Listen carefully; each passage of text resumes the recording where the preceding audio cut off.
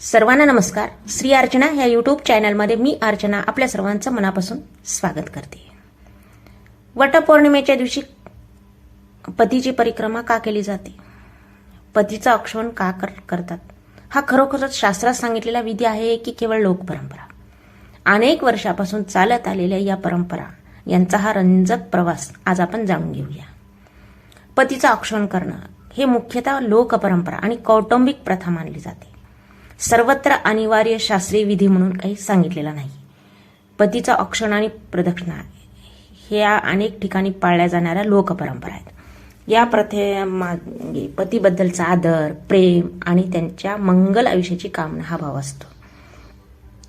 पुराणात असं सांगितलं नाही की थेट पतीचं औक्षण करावं, वटपौर्णिमेच्या दिवशी परिक्रमा कराव्यात, असं काही थेट सांगितलं नाही. हे लोकपरंपरेमधून आलेली परंपरा आहे. लोकपरंपरेनुसार हे केलं जातं. आध्यात्मिक दृष्टिकोनातून असं मानलं जाते की औक्षण म्हणजे काय, ओवाळणं. समोरील व्यक्तीच्या कल्याणासाठी, दीर्घायुष्यासाठी आणि दुष्ट शक्तीपासून संरक्षणासाठी केलेली एक मंगल प्रार्थना. आध्यात्मिक परंपरेनुसार पतीचं औक्षण करणे म्हणजे काय, त्याच्या दीर्घायुष्य, आरोग्य आणि मंगल जीवनासाठी ईश्वराकडे प्रार्थना करणे होय. औक्षणामुळे काय प्रत्यक्ष आयुष्य किती वाढते याचा काही शास्त्रीय पुरावा नसला तरी भक्तीनुसार पत्नीच्या शुभेच्छा, प्रार्थना, सकारात्मक संकल्प यामुळे पतीच्या जीवनामध्ये मंगलता, सुख आणि संरक्षण लाभते असं मानलं जातं. म्हणूनच वटपौर्णिमेला केलेलं औक्षण हे केवळ एक विधी नसून प्रेम, आदर, कृतज्ञता आणि अखंड सौभाग्याची मंगल कामना आहे. हिंदू संस्कृतीमध्ये प्रदक्षिणेला विशेष असे महत्त्व आहे. मंदिरातील देवतेभोवती, पवित्र वृक्षाभोवती, नर्मदा परिक्रमा किंवा तीर्थक्षेत्राभोवती प्रदक्षिणा घालणे म्हणजे त्या शक्तीप्रती आदर, भक्ती आणि समर्पण व्यक्त करणं होय. आता परिक्रमा एक पुराणातली आपल्या लाडक्या गणपती बाप्पाची कथा आहे. प्रसिद्ध अशी कथा आहे की प्रदक्षिणाविषयी या संदर्भात एक कथा आहे आपल्या लाडक्या बाप्पाची.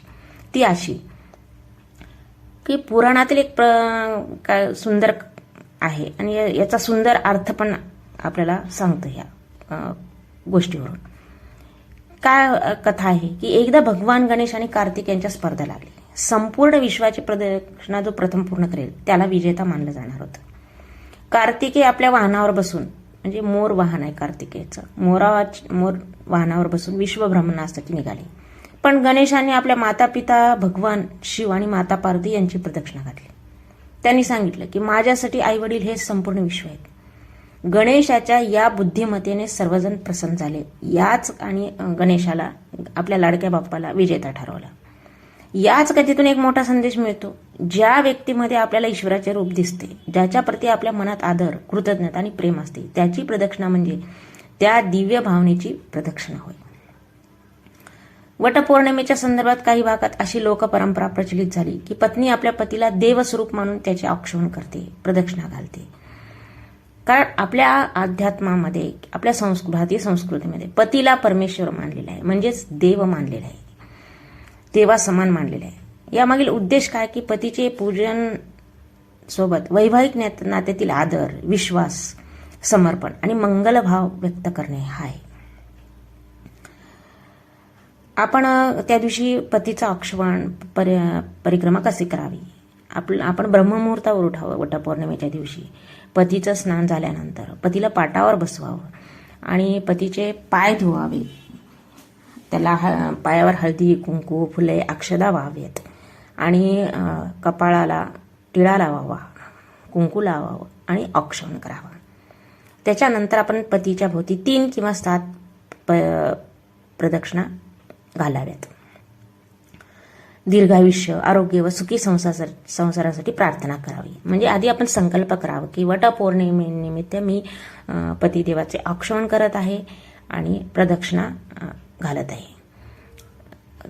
देव, वटसावित्री देवता प्रसन्न व्हावीत आणि माझं सौभाग्य अखंड राहावं असं म्हणून आपण संकल्प करावा आणि हे करावं. कारण कोणतेही व्रत करताना संकल्प महत्वाचा असतो.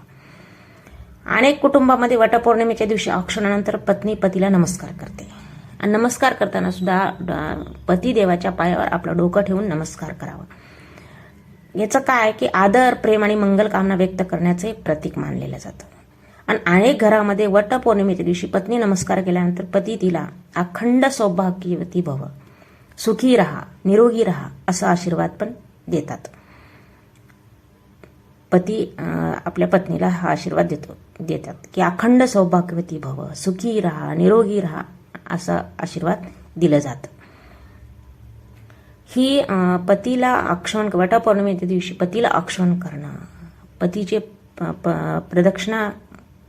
प्रदक्षिणा घालणं हे एक लोकपरंपरा आहे. हे समजून घेणं महत्वाचं आहे की वटपौर्णिमा व्रतामध्ये शास्त्रानुसार मुख्य महत्व वटवृक्ष पूजेला, अर्चनाला आहे, सावित्री सत्यवानाच्या स्मरणाला आहे आणि पतीच्या दीर्घायुष्यासाठी केलेल्या प्रार्थनेला आहे. पतीची प्रदक्षिणा हा सर्वत्र आढळणारा किंवा बंधनकारक धार्मिक विधी नसून अनेक ठिकाणी पाळली जाणारी लोकपरंपरा आहे. पती प्रति प्रेम, आदर, ह्या समर्पण ह्या व्यक्त करणे हा आहे. नात्यामधील आदर ह्या प्रदक्षिणेमागे हे भाव आहे. ज्ञानाची अर्चना, परंपरेची अर्चना, संस्कृतीची अर्चना हाच आपल्या जीवनाचा खरा उत्सव आहे. जय वटदेवता, जय सावित्री माता, जय पती परमेश्वर.